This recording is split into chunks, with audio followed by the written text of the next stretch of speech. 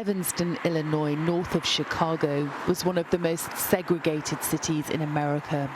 When Black Americans escaped slavery in the South, discrimination and oppression followed them here.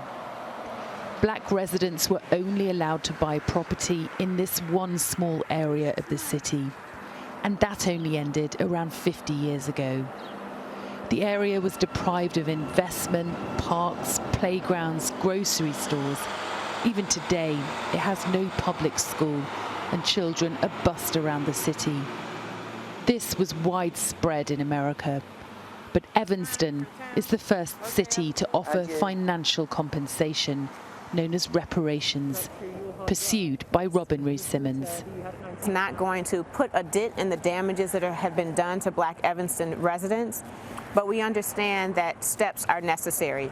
It'll certainly take lifetimes, it'll take generations. It took us 402 years to get to this place in history, to get to this place of our racial divide, based on egregious crimes against the humanity of Black people. Sarah is one of those residents eligible for an initial $25,000 of reparations. People didn't even see Blacks as, the same.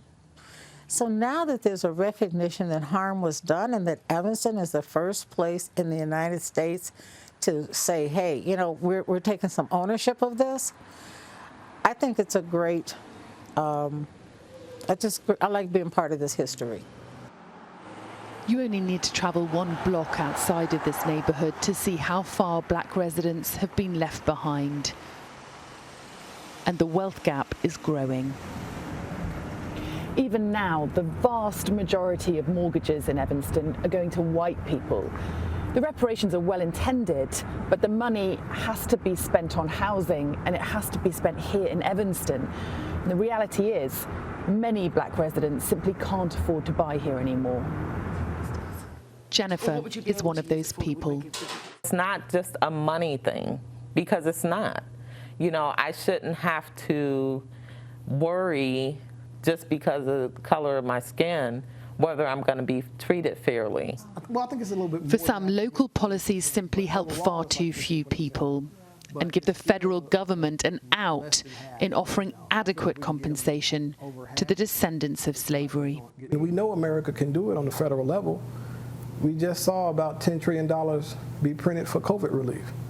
It didn't affect any budgets. There's no inflation. They just printed the money. So we want to see that on a federal level for every American descendant of slavery, not just those in one particular municipality. The compensation may be imperfect and long overdue, but it started a national conversation about how to repair racism. Every great journey starts with the first step. I think people should embrace it. Yes, there's going to be flaws like anything else, but if we never get started, then what? A small step, but it's in the right direction. Sally Lockwood, Sky News, Evanston, Illinois.